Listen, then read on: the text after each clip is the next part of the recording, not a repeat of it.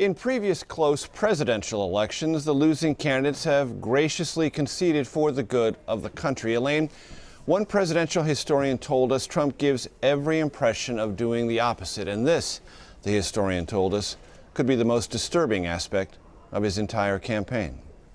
Well, Major, Governor Pence said Monday, "I have no doubt the national media is trying to rig this election with their biased coverage in Hillary Clinton's favor." I wonder, with that statement, Major, do you think that Governor Pence is trying to better align himself with his running mate's position on this prospect of a rigged election? Well, certainly trying to better align himself with something that his running mate has said, the leader of the ticket, Donald Trump, but you can't distance yourself from what Trump has actually said and tweeted, which is there is large-scale vote rigging going on now and will likely go on during the election. Trump tweeted that this morning. Now, Pence can pretend that didn't exist or doesn't exist, but it doesn't erase the fact that Trump said it. There's no evidence behind it whatsoever, and the instances of established, proven, fraudulent votes in this country where somebody votes for somebody else who either shouldn't be allowed to vote or is a felon or is dead or something else are extremely rare and mathematically insignificant to the outcome of American elections.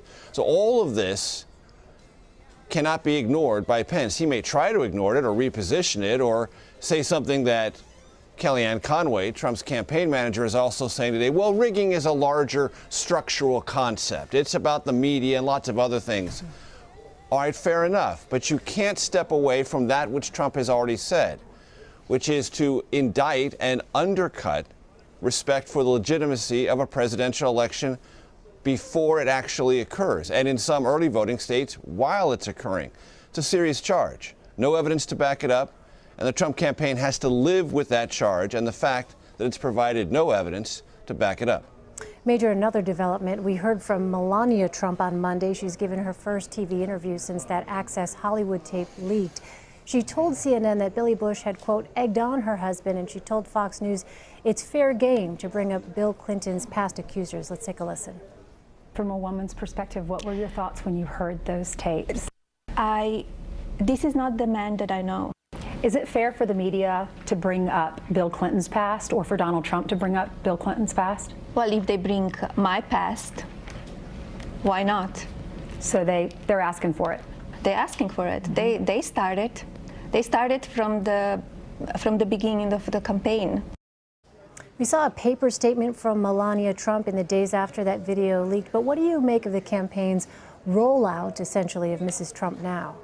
Well, that it needs more protection from Melania. It needs a voice of Donald Trump's wife to say, I've accepted his apology. I ask the American public to do the same. This has done real damage in national and battleground surveys among women to Donald Trump's reputation and his character.